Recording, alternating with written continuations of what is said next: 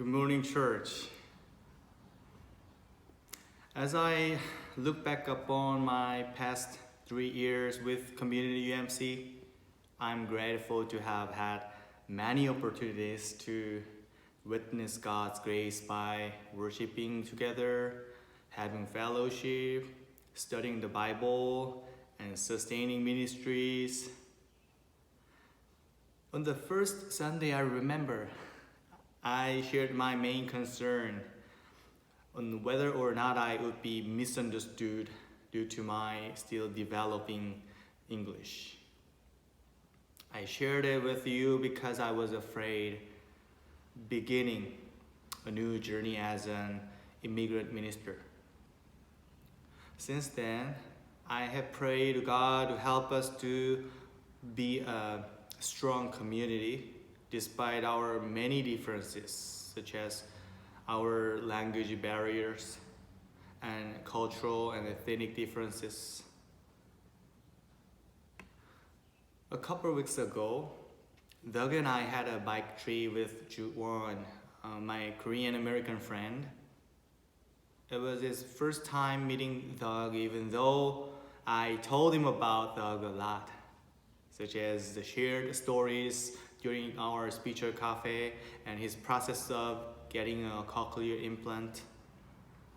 Due to the combination of the 6 feet of physical distancing and masked face, Ju-won wasn't able to understand what Doug said.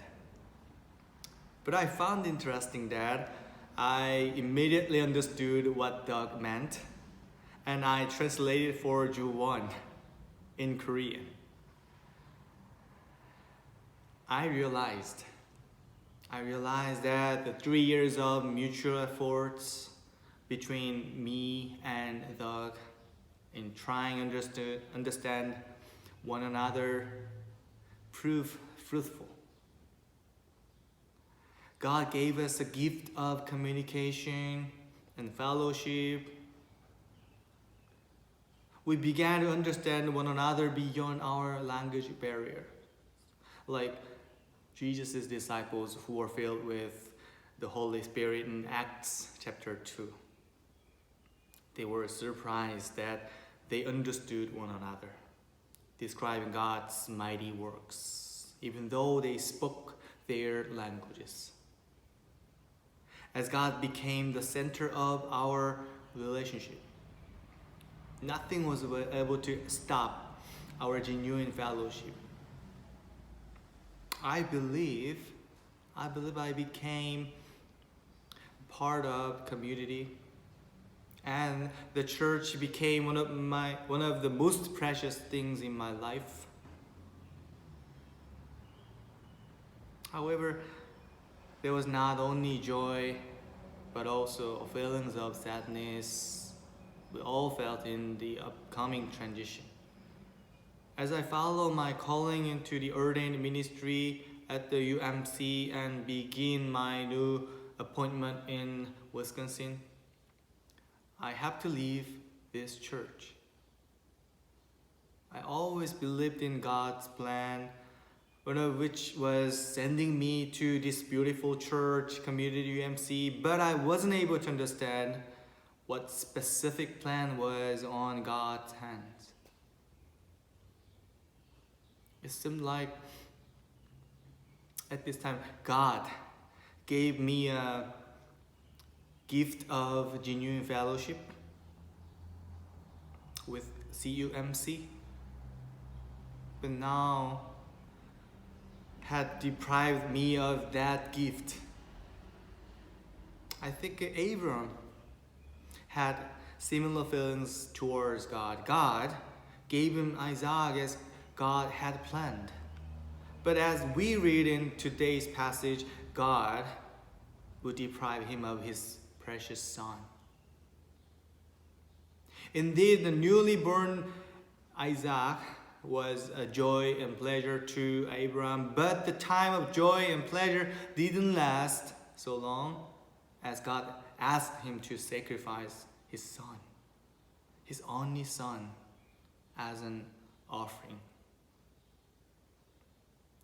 God said, take your son, your only son, whom you love, and go to the region of Moriah. Sacrifice him there as a burnt offering on the mountain I will show you. The expressions like your son and your only son, we understand how brutal God's command was to Abram.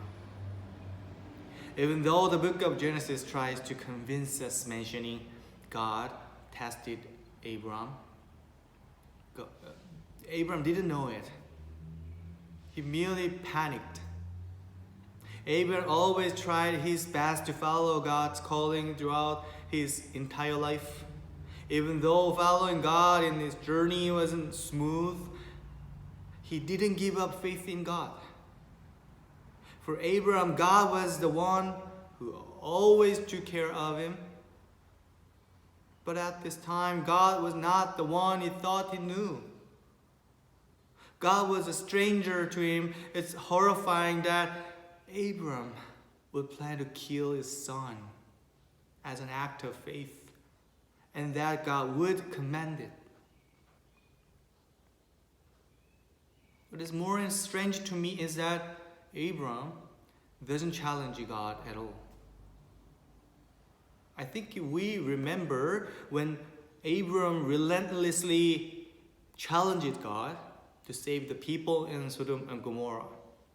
In Genesis 18, he said, "Will you sweep away the righteous with the wicked?" He argued with God for Sodom as he wanted to save the righteous there. But now he kept silent before God's unreasonable request. The book of Genesis didn't explain the heart of Abram, but merely observed it. Early the next morning, Abram got up and loaded his donkey. He took with him 2 of his servants and his son Isaac. When he had cut enough wood for the burnt offering, he set out for the place God had told him about. The author didn't mention what happened to Abram during the 3 days on his way. Abram was silent. But in the silence, we can ironically understand how distressing and upsetting he would have been. No words could explain his broken heart. Verse 4 goes, "On the 3rd day, Abram looked up and saw the place in the distance." Can you feel Abram's agony through this sentence? On the 3rd day, Abram looked up and saw the place in the distance. Abram took the wood for the burnt offering and placed it on his son Isaac. And he carried the fire and the knife. As the 2 of them went on together, Isaac spoke up and said to his father Abram, "Father?" "Yes, my son," Abram replied. "The fire and wood are here," Isaac said. "But where is the lamb for the burnt offering?" Abram answered, "God himself will provide a lamb for the burnt offering, my son." And the 2 of them went on together. As they reached the place God had told him about, Abram built an altar and arranged the wood on it. He bound his son and laid him on the altar on top of the wood. Then he reached out his hand and took the knife to slay his son. God is not the one we thought we knew. This story of Isaac challenges us to rethink God. I know we usually assume that God rewards the good but judges the bad. But we cannot understand God fully. God is an unfathomable mystery. We cannot fully measure God's work with our perception. The author of Ecclesiastes teaches us a similar wisdom. God has made everything beautiful in its time. God has also set eternity in the human heart. Yet no one can fathom what God has done from beginning to end. We can think about the case of Job in the Hebrew Bible, who argued with God and then realized his limitedness and the goodness of God's creation. He said, "You asked, who is this that obscures my plans without knowledge? I spoke of things I did not understand, things too wonderful for me to know." Things too wonderful for me to know.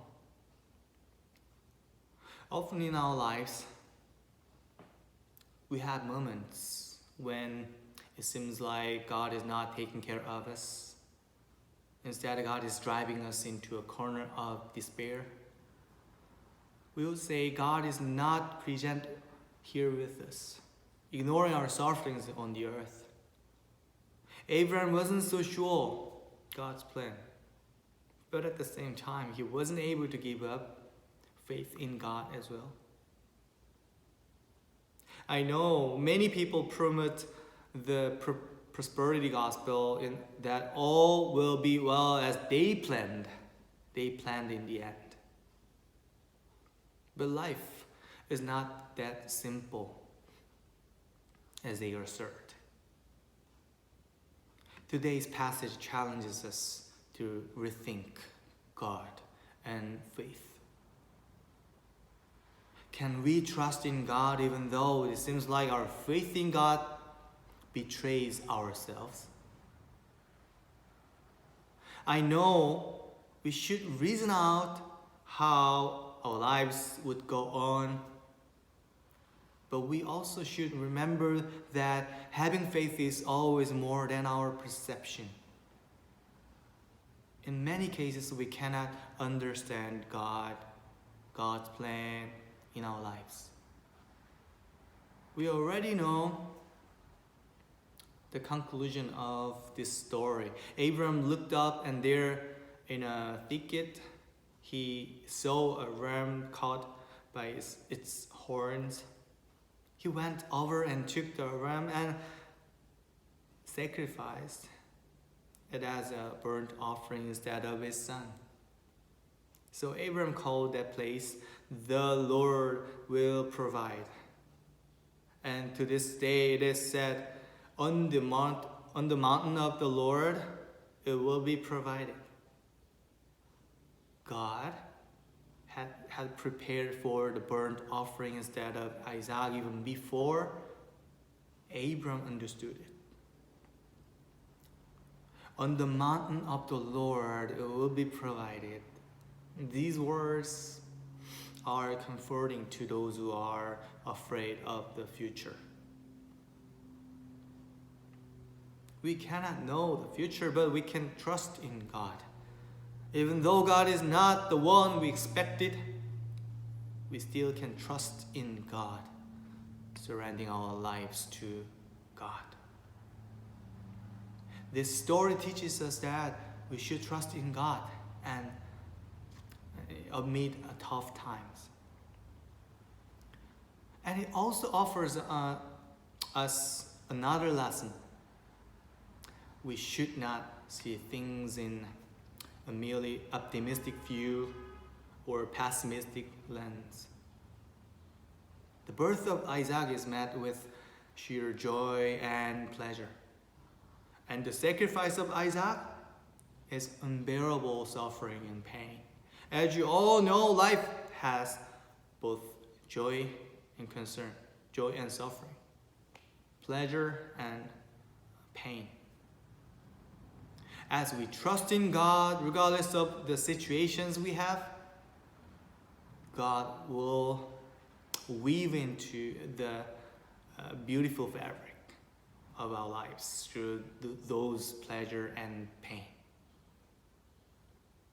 When we are lost in life, we miss our home. We miss our home. I pray that you can remember that God is our spiritual home. As we drift into challenging times, God will be guiding us. God is working to save us even though we do not understand it at this time. Please remember God is always present with us and walking beside us. I believe today God is challenging us. God is challenging us to rethink God and our faith in God. As we surrender our precious things in life unto God, we'll see God. We'll see God who is opening our eyes, who is opening our ears, and who is making new path in life. Amen.